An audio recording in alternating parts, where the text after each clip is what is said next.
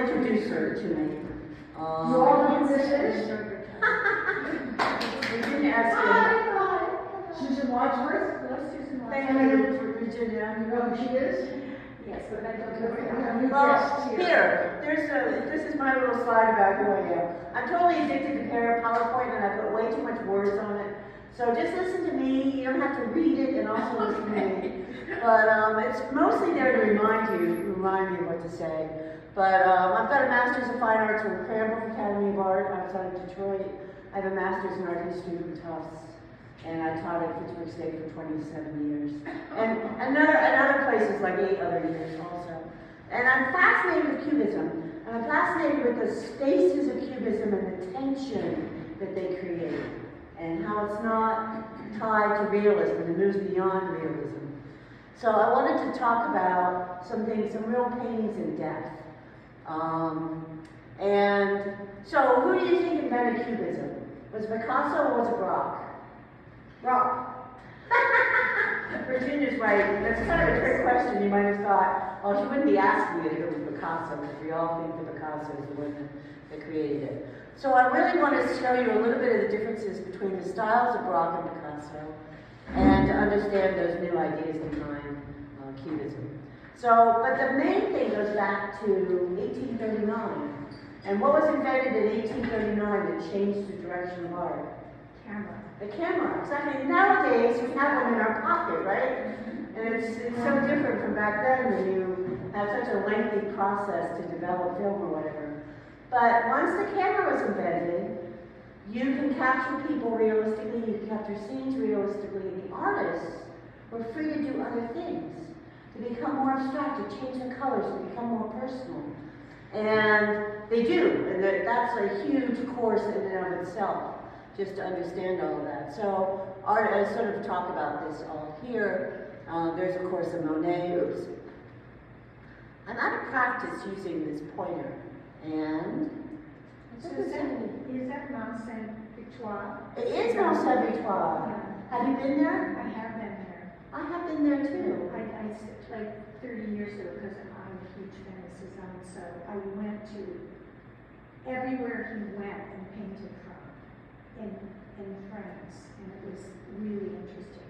And It you is know what I interesting. couldn't get in to see? The studio. I was in the area for 2 weeks because, you know, they kind of showed up when they wanted to. I couldn't never touch it on.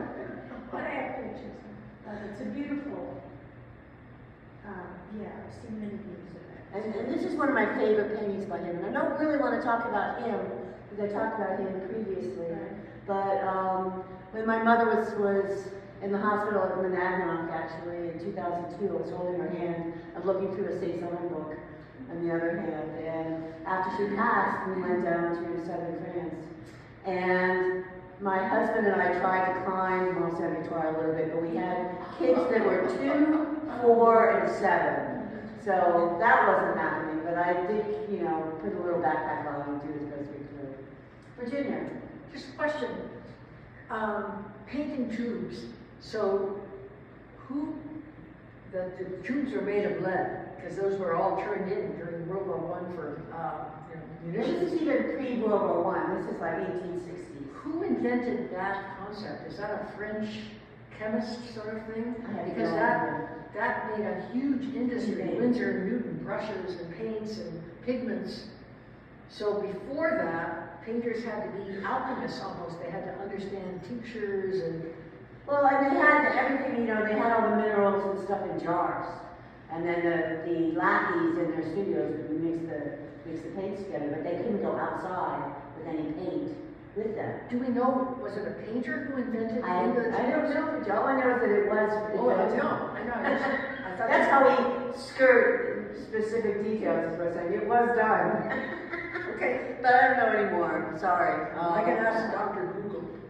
I'm going to do that for you. So what blows my mind here, again, oh, there we go. So what is this thing? This shot in the middle of the painting okay, good.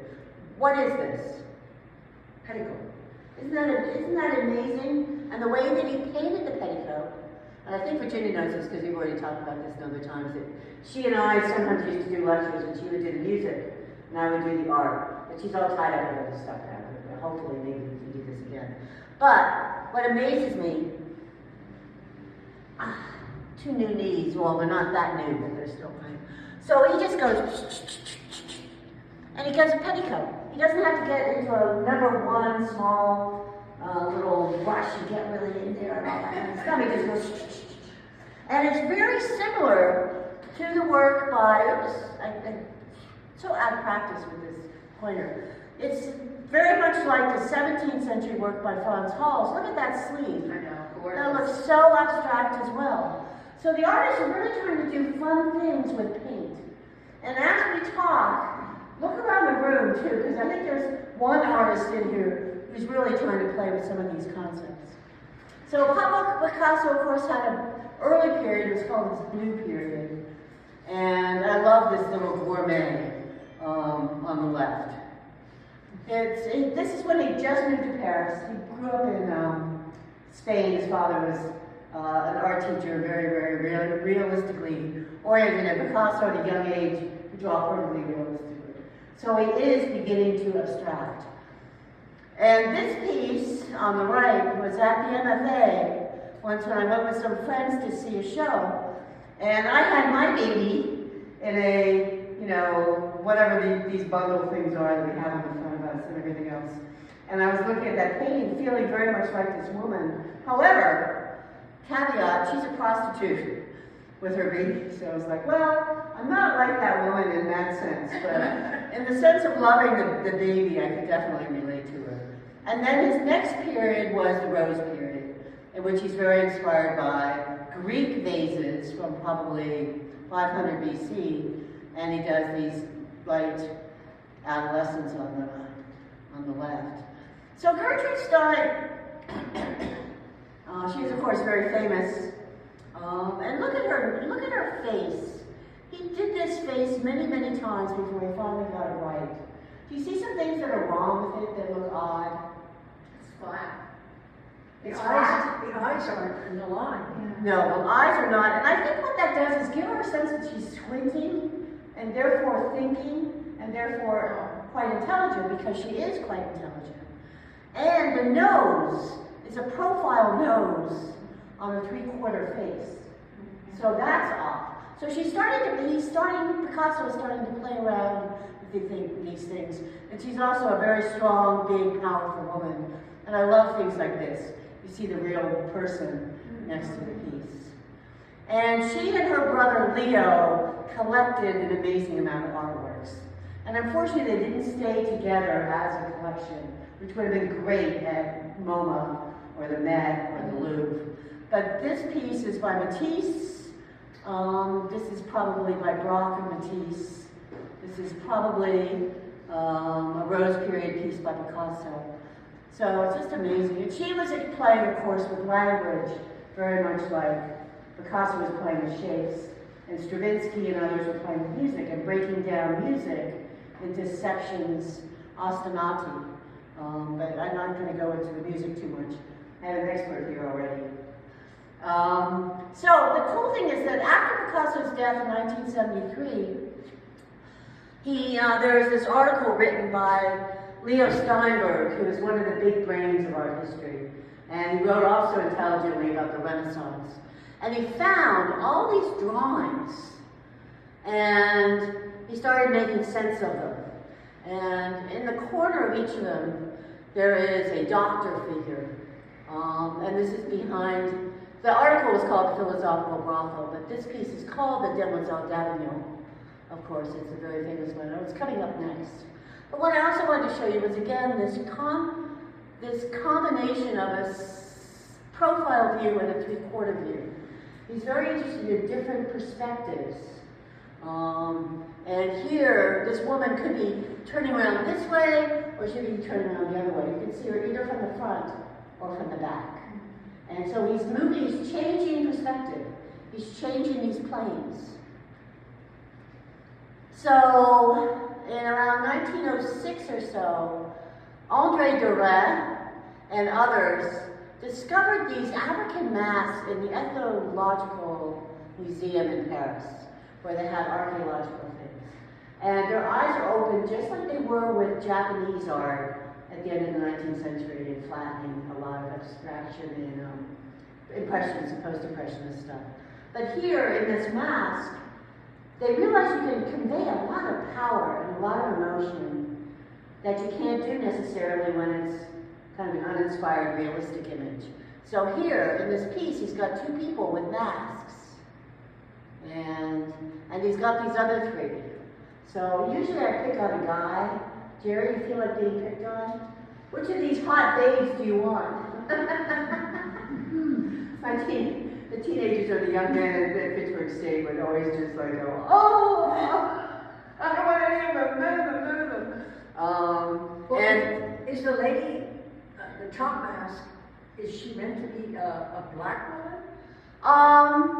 I don't think so, because the rest of her body is very white, but she has a mask on her, which is a dark wood mask, very similar to this. So that's why you get the dark color in there. And this woman has taken the place of the doctor, and she's holding up the curtain to show the parade of these wonderful, lovely babes.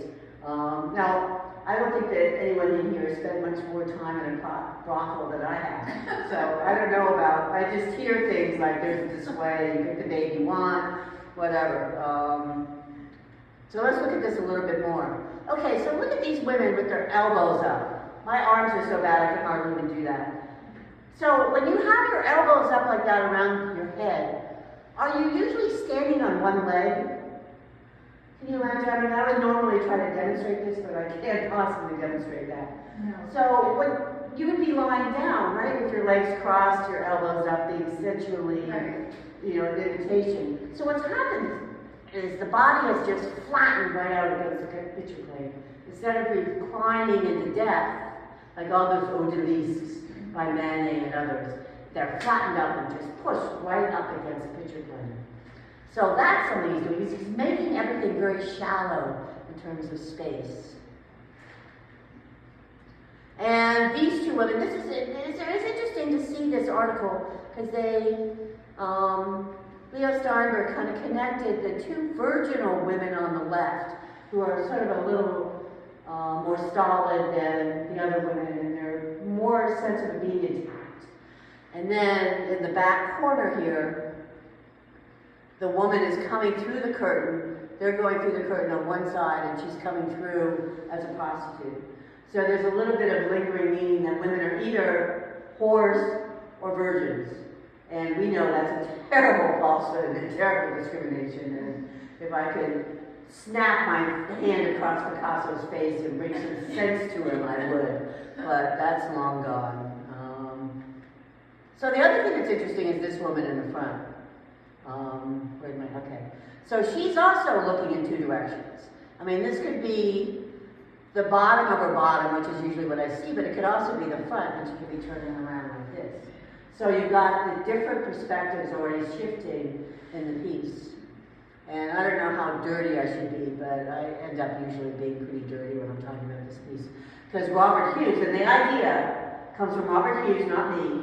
So Robert Hughes, who was a great time writer and critic, and author of many books, including one on Australia. He's the one who said that this piece has the sort of primitive energy of sex itself in it as you move around in and out of these different planes. So I hope that wasn't too shocking and you're all going to leave. But I also, these are my own slides of this piece. It's at the Museum of Modern Art in New York, unless it's on loan elsewhere. And just how he's just playing with these different spaces. And that one blue line coming down here, the sureness of that. I heard a story too that one of the people that came to see the piece pretty much when it was done, or close to being done, was a museum director or curator or something like that. And he said, "Stop, Picasso, I'm just going to take your painting right now before you ruin it, before you do much more in it." And he stopped him from painting on it. So there could be a quality of being unfinished. Oh, this is the other thing that is definitely not Cubist. Even though we have these flat shapes up here, they're not shaded at all. And I'll get into that in a moment. So, this is the Demoiselle d'Avignon on the left. And on the right, we have a piece by Braque. And Braque is Picasso's buddy. Eventually, they're going to be they were called, they said that they were chained together like mountain men as they explored. In Paris in a year or two, they're going to be visiting each other's studio every day, doing what the other person's doing, helping. And Braque was a little bit more conservative, and Picasso was just off the rails, with new ideas and new inventions. So but Braque sort of calmed Picasso down a little bit, and they were able to really explore Cubism for about 2 to 4 years in depth. And Picasso brought a lot of inventive energy into Braque's work, so it was definitely a mutual, energetic sort of thing back and forth. But does anyone want to say whether they like this painting as much as the Demoiselle d'Avignon? Is it as effective a painting? Why not? It's just not as attractive. I don't know, there's something unattractive in that. Yeah, well, you've got good instincts. I agree totally. And you've never seen this one before. The Demoiselle you've probably seen many times, but this is not. And I really have problems with this upper shoulder. It looks like it's a football player rather than a woman. Yeah, it's very masculine. Very masculine. And her rear end, I mean, like this line for the back side of the profile makes sense, but this other thing, looks like her buttock is in the middle of her hip or something like that. It's like, this is very strange. So, but the cool thing is, Braque is experimenting with Picasso's ideas and playing around with them, and So this is okay. This is a work by Cezanne. And what interests me is this house on the lower left. Notice that we have this wall, which is parallel to the picture plane. The picture plane, well, planes are flat shapes. Like I just like to define things just in case anyone doesn't really know what a plane is. So back to mathematics in 3rd grade, you learned about flat planes, right? So it's the same kind of flat plane. And parallel to the picture plane means that you've got the picture plane, which is the canvas, and then the planes are just parallel to it rather than diverging and going off in other directions. So this house has always interested me because this plane seems as if it's parallel to the picture plane, but if you look at this all by itself, it also looks like it's parallel to the picture plane. And this is a 90-degree angle. You can't have two 90-degree angles that are parallel to the picture plane. So Cezanne is already beginning to play around with things. And this thing works that way too. It feels flat against the picture plane, but so does this. And I totally agree. What was your name? The Cezanne lady. Kate. Kate. Yeah. I agree with Kate. I love Cezanne's work. I tried to find that house, but never have. We'll have to go to France together and start and look at these things. I had too much of a family with me to see too much. But we were driving around Arles, and you may have too, and those incredibly eroded hills that are in the back of all of Van Gogh's paintings, or many of them, they're not made up. They're really there. And I kept saying every time we were out in the car, I'm going to take a picture of these, and I take a picture of these. And of course, I didn't. Because I could always do it the next day, So, anyway. So, Braque, before he knows about Cubism, and before he knows about Picasso's work, in 1907, he goes down to Lestat, which is also in southern France, and he's painting with the brighter colors of Fauvism. And that's a longer story, but it's basically an expressionist thing. But he starts in Fauvism. So he's got these bright colors, but here you can slip and slide between these different shapes. They're flat, they're up against the picture plane, there's a high horizon. So he's beginning to flatten the space, very much like Picasso is also doing. And yeah, there are a couple more. I wanted to find this viaduct, Kate, when I was down there, because I love this particular view.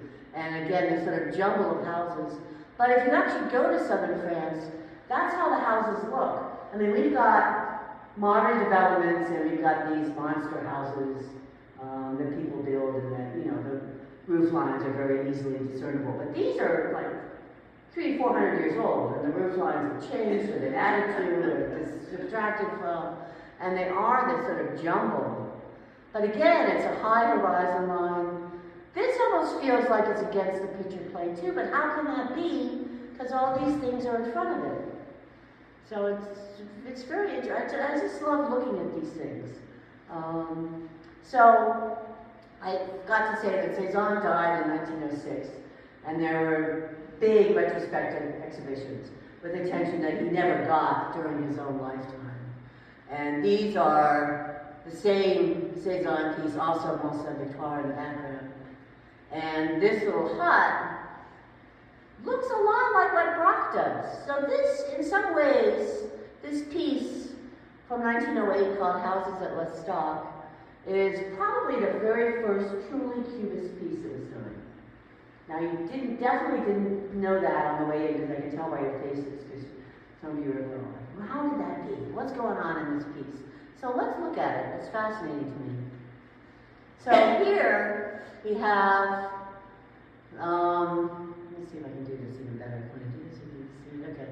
So look at that house up there, and we have it right there. We have this weird sort of, again, roof and wall conglomeration, and even the tree on the left is right there. Because a lot of people, now this is all from an article by William Rubin, who was Museum of Modern Art curator, so another one of these big wigs in the art world. And he wrote this article on a wonderful catalog of Braque and Picasso's work. And he maintains that Braque was the first person to do Cubism. And this is why. We're going to look at this painting in a lot of detail. I'll save you the reading of the book. But the space, look at the space here. Is it deep? Is it a Renaissance space that goes back for miles? Or is it shallow? You know, I feel like it's about a cube thick. And we'll get to that word cubism in a moment, but, you know, it's not very deep. So that's part of it, okay? So when Rubin's talking, he uses the word bas relief or low relief. Many of these flat planes also are seen as against the picture plane. I love going up here, because that tree looks like it's against the picture plane, right? But you know it's in front of this one, which is coming forward. Rubin called this sense of flat picture plane and everything falling forward, he called it a hithering spill. And I just think that's a great feeling, because these things are really spilling out, and I think it's wonderful. So he calls it the hithering spill. I call it breaking the picture plane, because to me they're just falling so far forward that the picture plane is broken. But no one's really adopted that in our world, but I still do. And notice how modeled the Cubism. So here we get a real sense of the modeling, the shading of Cubism. Because you're going to see a few pieces coming up that are also sort of broken up. It's shading. So, and now this corner here is really interesting, because it can come out like this, but it can also be seen as going back like this. So you've got these planes moving around, and that's, you know, that's brand new, and it's part of the new style of Cubism. What was the other one? Oh yeah, this sort of, they use this French word, passage. When you pronounce it in French, passage, it's much more interesting than passage, isn't it? Yeah. So here, we can slip and slide from plane to plane. We can slip right through here, right through there, and just sort of slip and slide through passage to the foreground of the piece.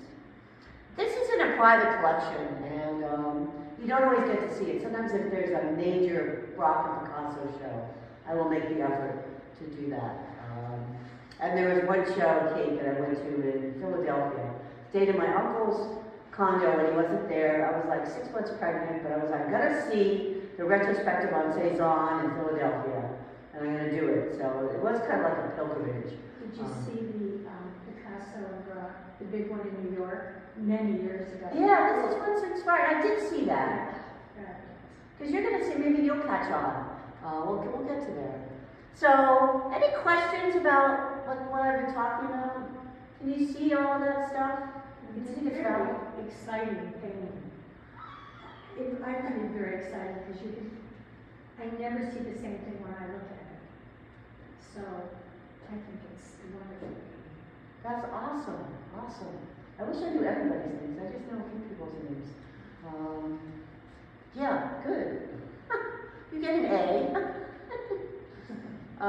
So in 1909, or just a few years, the Demoiselle d'Avignon was, I think, 1907. So it's just a couple years later. Picasso and Braque also, I think in the summer, they want to escape Paris. So they go down to the coast, and they're at Horta, or at least Picasso's at Horta, and Braque is at this place called, I didn't mean to do that, Roche-Guyon. And there's another one of his pieces in. So in these pieces, Picasso hasn't quite broken everything down yet. You can still see the houses and the cubes. Did I mention the Cubism? Yeah. So these were named Cubism. The style was named by this critic called Louis Vaucel. He also named the Fauves, which I mentioned briefly. They were the wild beast wild colorists that worked with Matisse. And there was one room, I have to tell you the story. There's one room probably similar to this, but pretty realistic pieces around. There was a piece of a realistic figurative sculpture in the middle of the room. And actually, I was wrong. The paintings around the room were full of bright faux abstraction. And Louis Vaucel looked at it and said, that sculpture is like a Donatello amidst les fauves, in the middle of the wild beasts. And that's why the term fauves, or wild beasts, got taken. And the same guy, a couple years later, when Braque had submitted his piece called the Stock, the houses at the Stock, he submitted it to the Salon. After the summer painting, all the artists come back to Paris. They submit their paintings to the Salon, and they get chosen or not chosen. And this guy looked at Braque's work and said, something but a lot of little cubes, like petite cubes. And that's why it became known as Cubism. But when you later look at Cubism, you don't see cubes. You see planes. It's a plane thing that they're playing with. So I think it should be called planism. But nobody has changed the art world around me. I just don't get this. You have to become famous. I do. I don't know whether that's going to happen. But this one does have a little bit of cubes, but pretty soon they disappear. So, what's the difference? How can you tell the difference between one of these and the other? One is by Picasso, and one is by Braque. And Kate has to be quiet because she may have figured that out when she was at that show. Does anyone want to, sometimes I give a few clues, but... So, generally, Braque is not only a little bit more timid in terms of invention, but he also likes landscapes. He does landscapes better, because we saw that horrible figurative thing, right? And uses the same tree there. Well, actually, that's the Picasso. Oh, wow. Because he is actually more sculptural. He still sort of feels the body, the boxes, and he's shading more, and they're more solid. I feel like I could get cardboard and build this and have it kind of look like that in 3 dimensions. But this, on the left, it's all sort of dissolved into the landscape a little bit more. It's maybe a little bit more of an impressionist kind of... It looks like Danish pastries. You didn't have any lunch, I bet. So Picasso continues and Braque also to develop Cubism. So they take these ideas in 2008 and 9 and develop them more. And I think it's fun to see the transition because look at this one. Can you tell what that is? What's the question? What is this a piece of? Collar.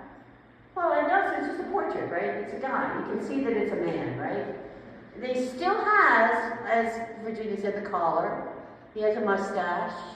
They're beginning to shade a little bit around it, but it's still pretty recognizable.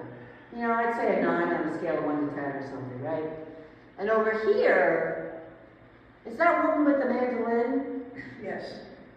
She's beginning to be broken up a little bit, though. Look at this corner. What's happening? What should she have right there? She's had a mastectomy. She needs a shoulder, right? She doesn't have a shoulder. What is this? Is this part of her body, or is that part of the background? It's her collar.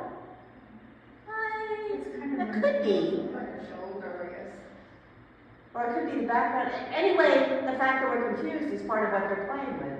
They're beginning to merge, they're beginning to break up the figure and merge it into the background. And the background is beginning to have its own edges and planes. Is this all happening before the nude, down The staircase? Yeah. Yes. This is, that was 1913 by Duchamp, the woman descending the staircase. And they were, the Cubists, even though it's kind of a Cubist in motion figure, the Cubists were appalled because the figure was moving. It wasn't that they were moving. In these pieces, the artist is moving, and that's okay.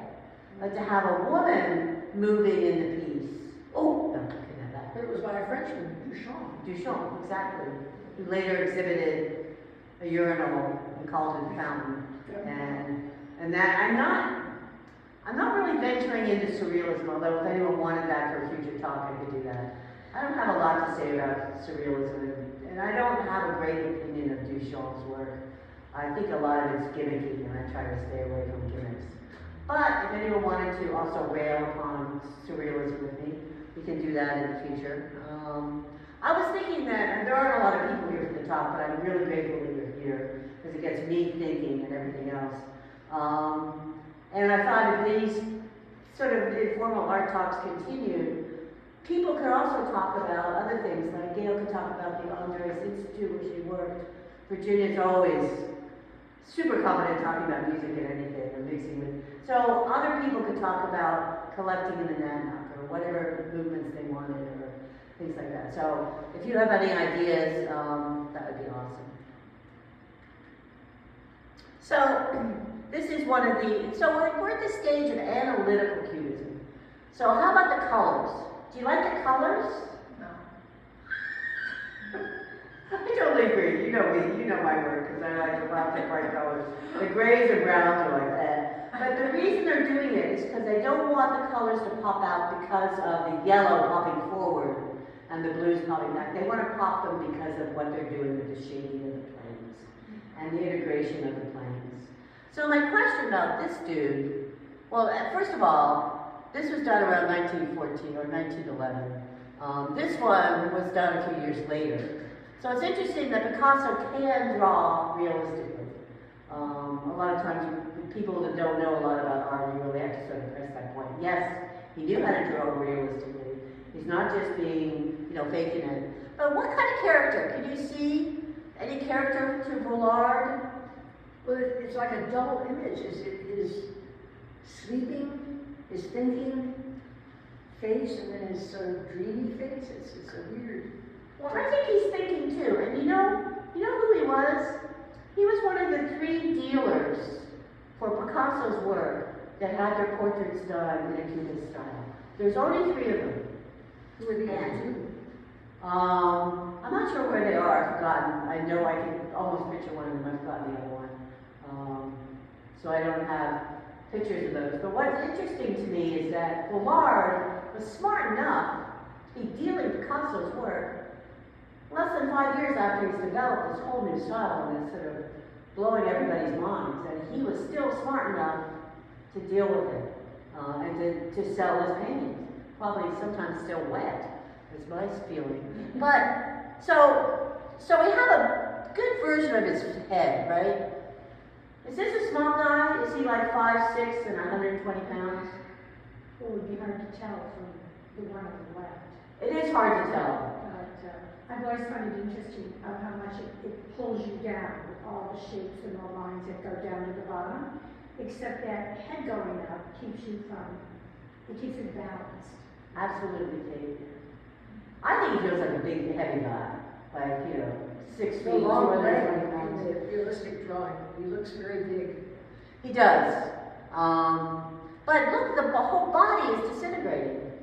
There's not much of a sense of where his arms are and what his hands are doing. He's just totally. So one of the expressions that I used to teach was, the forms in Cubism are, the solid object forms are dematerialized into the background. And the background is materialized and becomes more solid. So there's this interplay between all of them. And I'm always interested, what kind of hairstyle does he have? Bald. He is bald. Not only that, but Picasso emphasizes it, you know, like making it really big so you can see all around the top of his head. And I always just think of those. I haven't seen very many lately. I must be watching the wrong channels. But, you know, you can't be bald. You've got to get this stuff to grow your hair, to tie your hair, to do whatever. Because baldness is not cosmetology. But it's not correct in terms of That's all changed. makeup. It's all changing, they're shaving their heads off. They're Which is shaving good. and beards. Look at all the sports people with these gigantic Years, beards. and then Yeah, it's weird. I used to train in the martial arts, and a lot of them were bald, and I think it's just fine. It's great, and I hate having the media tell us whether we're too fat, too thin, hair too long, hair, you know, whatever our problems are. You just go to the doctor and get fixed, right? Yeah. Well, Isn't there a keyboard sort of in the left one? I don't see, and I wouldn't be surprised in that when I work these things up with Virginia and she's doing the music and the fracturing of like Stravinsky and stuff. It's fascinating to me that so many paintings have cellos and mandolins and like the girl with the mandolin and stuff like that. And it would be interesting to do a really good historical article on what the influence of all those instruments are. Manet painted like 5 in the MFA, because when I taught at Northeastern, I would give students an A if they could find anything with music, you know, Greek or whatever. And so of course they would then, like an Easter egg hunt, they would go and find, and it was remarkable to me, Manet really loved guitar shape, and it shows his old mother playing the piano. You know, in the way that Degas was fixated with ballerinas and dance, ballet, and they had And triggers. Sargent and all kinds of stuff. Right. I just got distracted by Sargent and the Gardner Museum, and there's a new book out on the theft. And I was actually reading a different book called The Rembrandt Heist, which is mostly about other thefts that Miles Connor and others have created. But it's called the Rembrandt Heist, and my husband just bought it at the toadstool because the author, Anthony Amore, was just there. And it's fascinating to me because my interest in Japanese weapons. I used to actually train in Japanese sword. This guy loves the swords. He was stealing things like Rembrandt so that he could buy samurai swords from the 16th century. And it's just a fascinating book. And then the whole Gardner Heist thing is also on Netflix. 4 episodes. I thought I may as well just dive into this art theft theme that I've got going on. So it was okay.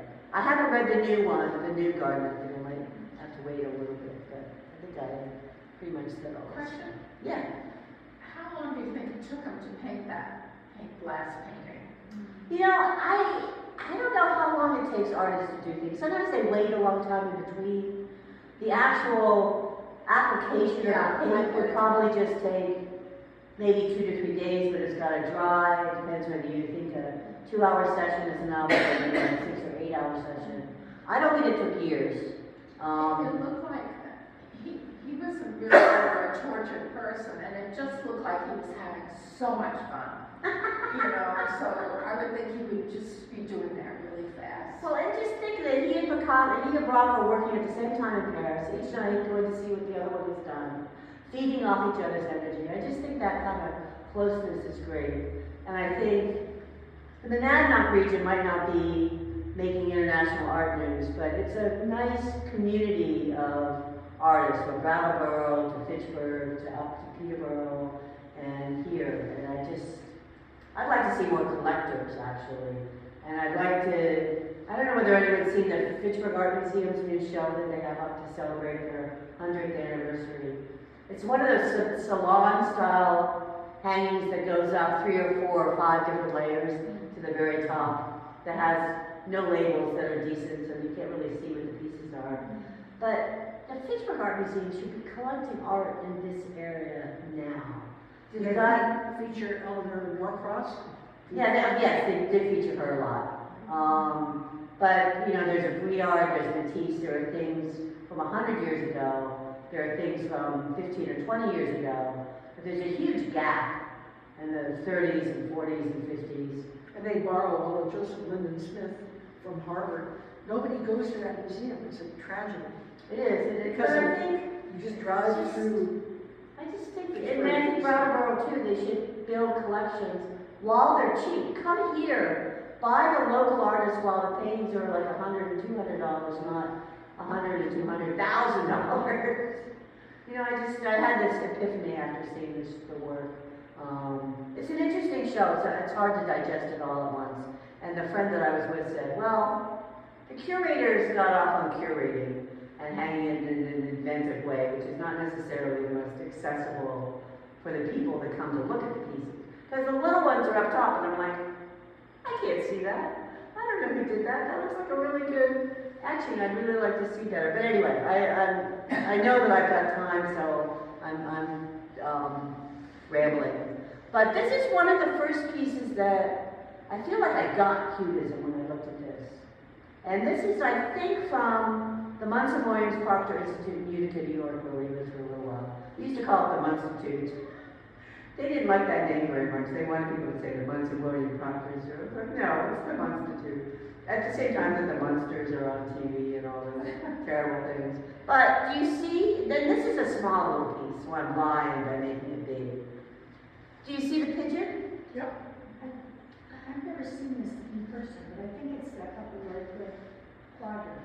Yeah, we've got the pigeon's face, we have a few feathers, we have her eggs and her feet. And I just feel like she's frantic. You know, the eggs are falling out of the nest and she's just going, ah!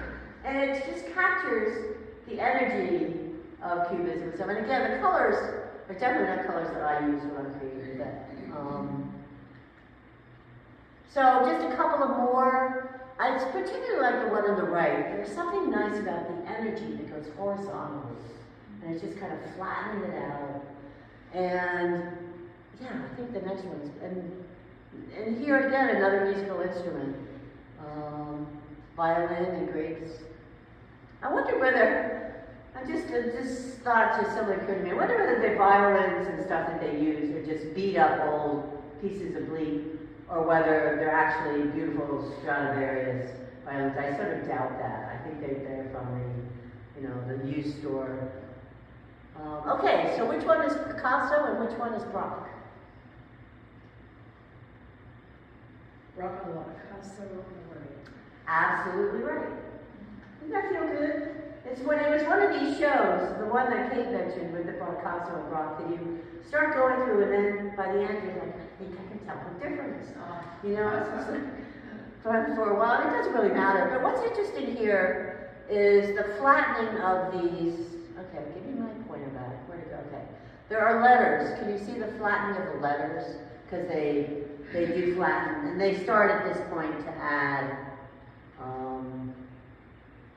more realistic things, especially letters. Because this piece on the right, I really should have like 3 or 4 choices. This is a nude woman. Anyone think this is a sexy nude woman? Anyone see anything that looks like a nude woman in there? A couple of breasts. Yeah, a couple of breasts. Yeah, but sometimes they're not even in the right space. It looks like, well, that looks like the top of the head, which doesn't make any sense. That could be a breast, or maybe an arm, and maybe a breast, and maybe a breast. But, whew. So here they're going as close to being non-objective art as they can get. So what's the question? What's the difference between non-objective and abstraction? So abstraction is when you take things that you recognize, like Gail sitting there with her hand like this, and you change it around. You make glasses really big, and you bring the hand down, and you change it around, but it's still working from an object. Non-objective art, you're not doing that. It's like Jackson Pollock and Mark Rothko and others that I'll talk about later on. But things that are not based in reality at all is non-objective art. I think we all get sloppy. I know I get sloppy, but I just call it all abstraction. But here, the distinction is important because we're moving from the edge of non-objective art and back again to the more traditional stuff that has like some letters in it. And this is one of those transitional pieces. It's called Still Life with Chair Caning, 1912. We only got about 5 years from the Demoiselle Davignon. So here we have J-O-U. What the heck does that mean? Why do they have J-O-U in there? Does that mean, how does it game? Yes, okay, so it means joue is to play. There's like 3 words there that work. You can also cheat and read what I wrote. But jour day, like the journal would be the newspaper and stuff like that. So he's playing with the words. He's also making it against the picture plane, emphasizing that space. And then he's adding real chair caning on it. He's actually painted that onto, well, actually pasted it onto the canvas, and then painted on top of that. And there's rope, right? Is that real rope? That is real rope that is the frame. And I'm always looking at it, trying to figure out where the junction is. I think it's right down here, but I'm not sure. And that's at the Museum of Modern Art. A lot of these are at the Museum of Modern Art, because they got their act together and collected when they could, before these things were outrageously priced. But what fascinates me now, I think of this as breaking the picture plane. Because you've got, the picture plane is like, you know, all along in here, right along the edge. Then you got all this stuff on top. Then you have the painting, this chair caning pasted there and then painted on top of that. So you're really projecting forward and breaking that. And these are pretty aggressive paintings, but think about what's going on in the culture at this time. Was that a collage or is that painted cane? It's both. That chair caning is collage. They Wow. added like a piece of plastic chair caning in there. But think about what's happening in the world at this point.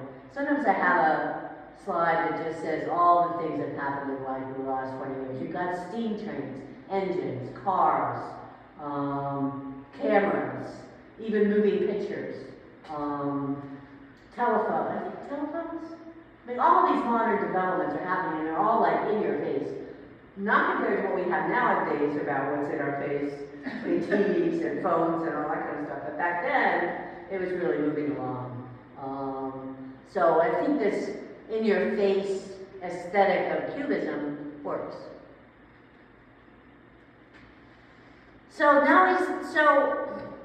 papier-collé, which you see up here, was probably first done by Braque, and that's the pasting of paper on a piece of paper.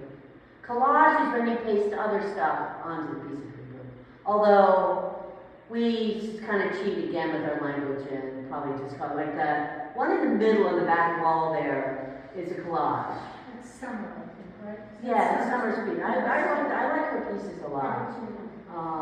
Because it's a different way of seeing it. She's playing with that Cubist, you know, field and flattened planes. And I get really excited when I see people playing with the abstract elements of the paintings, even nowadays. So here's a piece of sculpture for Jerry in the back. I would have put more in if I'd known you were coming.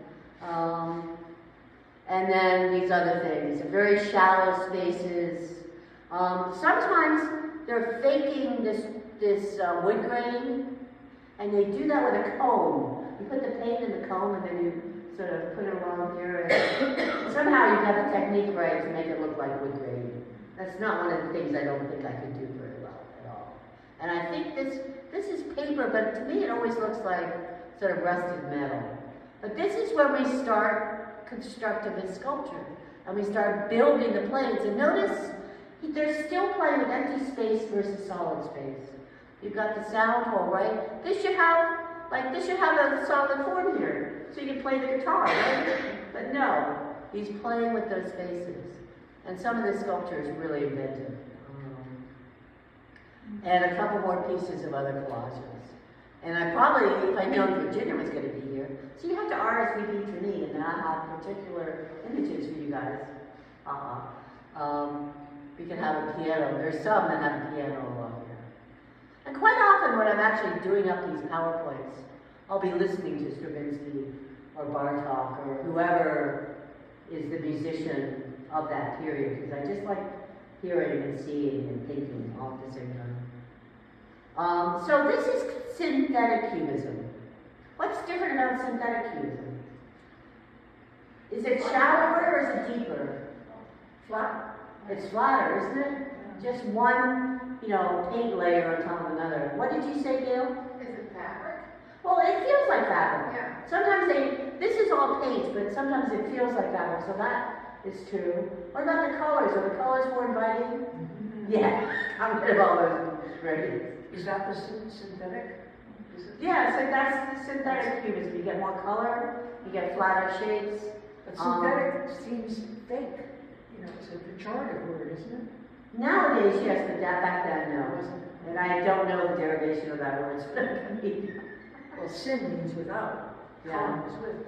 So it's synthetic would be the Greek. Well, that would be the theme. So it's without theme. It means synthetic if you break it down. You know what, it's probably a translation from the French. It might have been synthetique or something like that, so I don't know, honestly. I just know that when we're in art school, we memorize all this stuff. But are the planes, another question here, are the planes bigger or are they smaller? Bigger.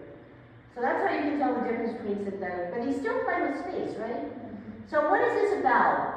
There's like 3 different layers of meaning, and that's what fascinates me too. For me, great artwork has really cool things to look at. I mean, it's just well put together, and the meaning, the content is original.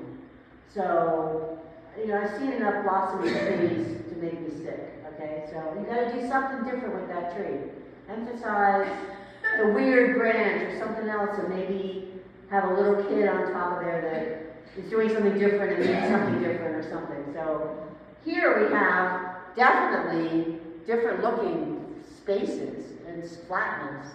And we also have interesting content. This is 1921. What kind of music do you think they're playing? Jazz. Jazz. And everybody says jazz. But I'm like, why do you say jazz? It's absolutely right. But notice the rhythm of these pieces, moving about from plane to plane to plane to plane to plane. Now, I couldn't say that this is, you know, I mentioned a jazz musician and say this is him on the clarinet, but Is it, they could be 3 Negro musicians, you know, in triplet forms of music. And is that a zither, or what instrument is that beneath the clarinet or the recorder, Susan? usually I say that this is The guy on the over left. here. There's a clarinet for sure. We have The guitar. No, but what's the instrument there underneath the clarinet? Underneath, you mean here? That's an African, isn't it? It's a, you know, the marimba is the rainforest. It's a black. It's a I've black. never heard anyone talk about that. That's a pretty It's a black. cool African. visual. I mean, you know about the instruments, and you can see that's a very interesting idea. Usually I say keyboard for this part, because I'm not quite sure. So that takes care of the music. So we got jazz music. There's the sexual part. Does everyone see the sexual aspect of this? Because we know Picasso was a little devilish in terms of sex. Right? He was impregnating wives and mistresses and other people all at the same time, and then they got to fight over his estate. There's a cattail between the harlequin. Oh, actually, that's a wolf. Yeah. And you can see parts of this. It's a little eerie having that wolf there. Yeah. But obviously this is a male aspect of sex and this is a female aspect, so you got the sexual quality in there. And these are other people's ideas, it's not just that I have a dirty mind. Oh. Not just. What's female about the guitar? I don't get that. Look at me, you feel it. There's the breast. Yeah, definitely, it's the breast. Yeah, it's the breast. And the other thing is, this could represent 3 groups active in the war, in World War I. So what group do you think this guy might represent? Prison, war, killing, death. Or even a monk, right? Doesn't it look kind of like a monk? And maybe the church, and the church is out there saying, do your thing, go out and fight, you gotta fight for your country or something, die in the trenches. Sure, it's almost like a chalice, the image where the face is right in the middle. In the middle? Usually what I say is this is the soldier, because he's got, even though it's a harlequin, clown-like costume, it's still a uniform. So it could represent the soldier, and this guy might be the business leaders. Well, what Who about make the a lot of Swiss money. guards? They wear that harlequin thing. They guard the Pope. Swiss guards, you know, those Yeah. they're like clowns. That's right. Well, there could be that aspect too. I mean, in abstraction, there are so many different levels. that it, you know, you can write a whole paper, your whole dissertation, just on that one aspect, which is, Don't forget also in Montmartre, there's Le Boeuf sur la Toile, the name of the restaurant, where Poulenc and Leo are writing La Revue de Cuisine, the great jazz works. And though they all heard that music, so I think you there's can a do lot. an incredible juxtaposition. Do you know the stuff I'm talking about? I do a little bit. The saxophone, you know, is coming into play in France, and everybody went to Montmartre. Yeah, they did. Everything. They either lived there or they went Yeah, there. we lived up there. It was Yeah. cheap. Yeah. It's cool to Well, visit. Modigliani, Berthe Morisot, they all. Just a few other Cubist pieces, a collage. The one in the middle, has anyone seen this alive? Yes, Where is it?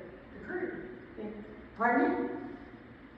Is it the Courier? It is in the Courier. Very It's good. huge. It is huge, and sometimes it's next to a Marston Hartley that I just really love. Yes. The next talk I'm going to be doing will be on George O'Keeffe and the Group of Seven and the early American modernists, as much as I can do. I love those guys. And they take Cubism and Expressionism, and they do a little surrealism, and they make it American. How do they make it American? They bring in the landscape, they bring in the music, they bring in the culture, and it's really cool. And then this is another one of these Picasso pieces where women are like, these. So the question with Picasso is, does he hate the woman or does he love the woman? I think he loves I think he's having fun. I think he's having fun. Well, you know, the other thing is, you can never see all the luscious spots on a woman's body from one point of view, right? There's always something that's hidden, you know? But here, he's got it all, okay? He's got the buttocks, you know, I don't think I want to explain what that is. He's got the boobs, you know, he's got the long, and there are actually more buttocks too, maybe that's a different thing. So, he's including everything, and I think that he does love and ravish them on the canvas. I don't think he treated them very well. There was one of his early wives in Paris who had to get up, she was sickly, had to get up at like 5 o'clock in the morning to light the stove. So that when he deigned to get up at noon, it would be nice and warm. And things like that just made me so mad. Hit him on the head with a hammer. Pardon me? I'd like to just hit him on the head with a hammer. Or This his is mother. That's such a lazy, sensual, you know, floppy kind of figure. I find it fun, but. That's good, I do too, I think that's what he's after. I think he's just having fun painting. But you can see why people might be upset, could be upset. So actually I'm going to go on to the bigger view. This is 1937, so my question here is this synthetic or is it analytical cubism? You know, I found this so upsetting the first time I saw it real. It just knocked me over. I had to leave and come back. Did you see it at the MoMA or did you see it in Madrid? And I saw it in Madrid and the MoMA also. Because you get off the elevator at one point where it was hung and it was just like right there. It's right there in the face. It was amazing. So I had a student, I used to have students, you know, go to museums and write on individual paintings. And this one person came to me, she said, now, I've seen Picasso's Guernica, can I write about it? And I said, sure. But she didn't hand it in, and I said, why didn't you do that? She said, I couldn't find a color image. I'm like, oh, it's all in black and white. And she said, I could have sworn there was red in there because it's so vibrant and it's so bloody, but. So I think you probably all know this story. This piece could fill this wall, and maybe a little bit more. It's huge. It has its own house in Madrid. It has its own. Yeah, well, no, when I saw it, it was just on a different floor. No, now it has I think separate. it's It could be. It's probably the Look 10 and years glass. ago. So it was 1937, and Picasso has to paint something for the World's Fair or the big art show. And he didn't know what to paint, he didn't know what to paint, he didn't know what to paint. And then the Germans bombed Guernica with saturation bombing, the first saturation bombing that looked ahead to World War II in 1937. Picasso knew what he wanted to paint. So he worked really quickly. If you did see it at the MoMA, there was another wall as big as that one with all the studies that he'd done that was just pretty amazing. So here we have the bull, which some people say might represent Franco. Picasso said that it represented Spain, so that makes sense. And look at this woman. I think this is one of the most painful pietas, you know, the holding of the dead child. Usually it's Mary holding Jesus at 33 years old, but here it's a different baby image. And there's something about abstraction, like look at that horse's mouth with that spike. Ouch! You know, there's something about abstraction that can give you more sense of pain. Here's a soldier. He's got a little flower that mitigates some of the nonsense. What's the texture of the horse? Why do we have this texture? Newspaper. Yeah, absolutely.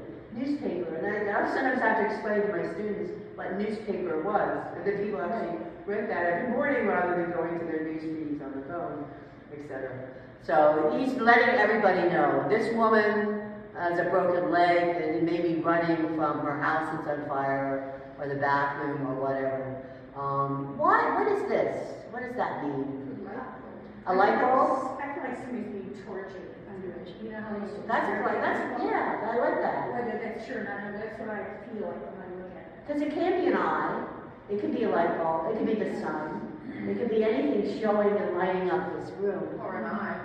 Oh, yeah, definitely. And then she's coming in to sort of light up the whole room. So and then this woman's burning up in her house. So it's pretty amazing. So I just wanted to give you a little bit of the influence of Cubism. It's all over the place. Which painting in this room probably has the biggest influence of Cubism? Judith Prager, absolutely. It's a kind of painterly, it's a synthetic, you can't really say that it's really Cubism, but it's more of a synthetic influence than the analytical influence. Stuart Davis, I'll probably mention the next time. He's a great jazz artist. They were at Rappaport's, which was a club back then. And some people look at this really simply and say, oh, just flat colors. But each of those shapes is different and individual. And again, he creates a sense of jazz, and he's using American culture. Delaunay is working in France, very theoretical. George O'Keeffe, green and blue music, I think. Lauren Harris on the right. Has anyone ever seen his work before? He did a show at the Boston MMA. Steve Martin has a good collection of his work and of the other groups assembled. He was actually at the MFA for the opening. Of course, I wasn't there then. But it was a very interesting show. And Lauren Harris, I think, just does Canadian abstraction and the Canadian wilderness just beautifully. He looks like Rockwell Kent. Yeah, a little. Rockwell Kent's a little bit more realistic, but yeah, there's definitely an overlapping. Icelandic painters look like that too a lot. I bet, because they have all that ice. No, they don't. Well, there's ice patterns and stuff. Anyway, so Pollock and Rothko, I've got them scheduled for a couple months from now. And I can get you to see Pollock in a new way. We can still argue about whether you think Pollock is art or not, but I've actually visited his place down on Island and Rothko. I've got great stories about Rothko. And these are my own works, but you may know a little bit because these are pastels. They look like they're oil, but they're not. But this is a moat in Japan. Notice the flat planes here. I'm playing totally with flat planes coming in and out, only with a black ink quality and some Japanese characters as well. This is in the White Mountains. And I'm flattening things and playing around and all having a good time. Did you say the top one is a place in Japan? Yes, it is actually. Where is it? Do you remember? Hikone is Hikone, and it's one of the castles that you can visit. It's a lot less touristy than Osaka or the other famous one, and it's sort of in the middle of the country.